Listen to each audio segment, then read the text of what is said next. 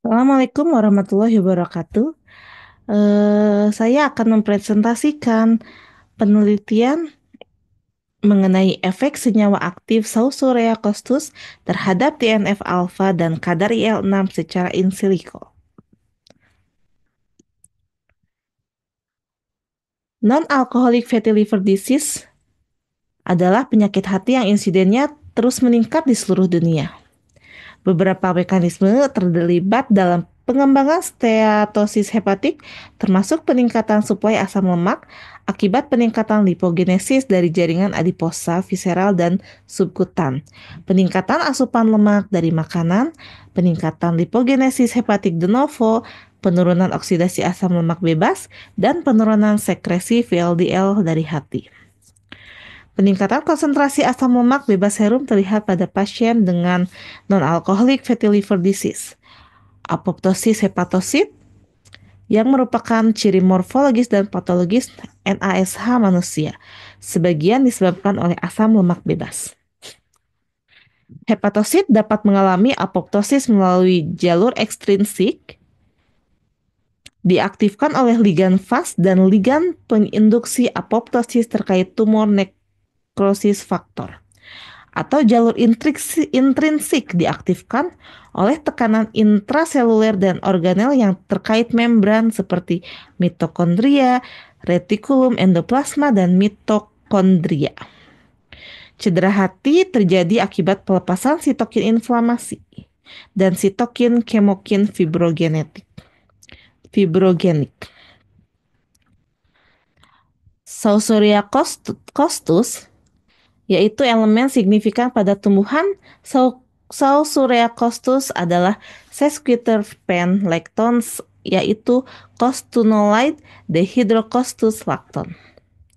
Akar kering tanaman ini digunakan dalam pengobatan Yunani sebagai bentuk bubuk untuk pengobatan penyakit seperti asma, nyeri sendi, disentri, penyakit kulit, penyakit neurologis, penyakit hati, parasit usus, dan lainnya.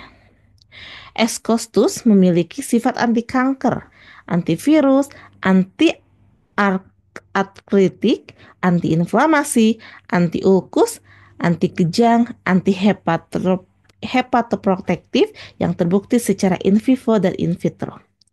Saussure costus tanaman tradisional asal Timur Tengah atau bisa disebut dengan Alkus hindi, menggunakan peradangan antioksidan akar, anti-hepatotoksik, anti-diabetes, anti-tumor, anti-inflamasi, antimikroba, dan imunostimulan. Kandungan aktifnya terutama senyawa terpen, anthraquinones, alkaloid, dan flavonoid. Berbagai terpen antitumor dan antiinflamasi seperti costunolide, dihydrocostunolide, lacton, 12 dihydrocostunolide, dihydrocostus lacton, betulinic acid, methyl ester, sinaropirin, rhinosin, santamarin, dan lain sebagainya. Sinaropirin memiliki efek imunomodulator pada pelepasan sitokin. Efek imunosupresif dan produksi nitrik oksida. Ekstrak Saussure costus menghambat aktivitas NF-kB, induksi faktor kemotaktik neutrofil yang diinduksi sitokin, produksi TNF-alfa dan IL-6 dalam sel yang dirangsang LPS. Adapun tujuan penelitian ini yaitu mengamati interaksi senyawa aktif yang terkandung dalam akar Saussure costus terhadap kadar TNF-alfa dan IL-6 secara in silico. Metode yang digunakan yaitu screening bioaktif Saussure costus dan target terkait NAFLD. Senyawa costunolide diperoleh dari database PubChem, CID 5281437 dan dehydrocostus lacton dari database PubChem, CID 73174. Target yang sesuai dari bahan bioaktif Sausoreacostus dikumpulkan dari database TCMSP dan database Swiss Target Prediction atau www.swisstargetprediction.ch.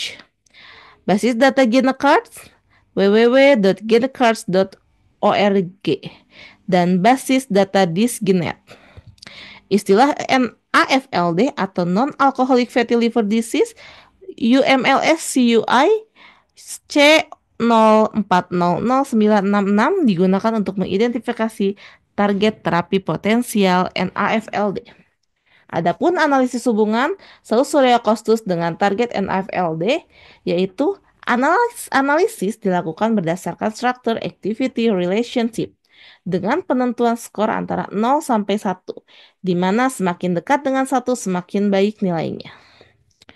Adapun hasil pembahasan dari penelitian ini yaitu ada senyawa costanolide dan senyawa dehydrocostus lacton.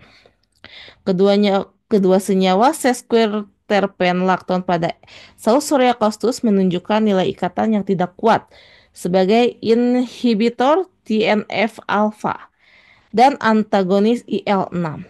Sebagai inhibitor TNF-alpha, costanolide menunjukkan skor 0,278 dan dehydrocostus lacton menunjukkan skor 0. Sedangkan potensinya sebagai antagonis IL-6, costanolide menunjukkan skor 0,204 dan dehydrocostus lacton menunjukkan skor 0. Hasil analisis tersebut menunjukkan ikatan yang kurang kuat untuk costanolide dan tidak adanya ikatan dehydrocostulacton terhadap protein yang berperan sebagai inhibitor ekspresi TNF alfa maupun antagonis IL-6. Hasil analisis in silico ini tidak sejalan dengan penelitian lain secara in vitro maupun in vivo yang telah banyak dilakukan sebelumnya. Penelitian Wang pada tahun 2020 menunjukkan bahwa dehydrocostus lacton dapat menghambat stres oksidatif dengan menekan produksi spesies oksigen reaktif dari stimulasi TNF-alfa. Dehydrocostus lacton menurunkan ekspresi sitokin proinflamasi yang diinduksi oleh TNF-A seperti interleukin dan interleukin 6L, IL-6 pada sel SW1315, sel kondrosit manusia yang diinduksi TNF-alfa secara in vitro. Sesquiterpen lacton seperti costanolide dan dehydrocostunolacton dianggap sebagai senyawa bioaktif yang cukup menarik dalam bidang peradangan karena dapat menghambat banyak faktor transkripsi yang bertanggung jawab atas efek hilir seperti pelepasan beberapa mediator proinflamasi termasuk sitokin dan enzim pada tingkat ekspresi gen secara langsung dapat mempengaruhi pelepasan atau aktivitas mediator. Adapun kesimpulan dari penelitian ini yaitu secara in silico, costanolide memiliki ikatan yang rendah terhadap protein inhibitor TNF-alfa dan antagonis IL-6 sedangkan dehydrocostus lacton tidak memiliki ikatan terhadap kedua protein tersebut. Demikian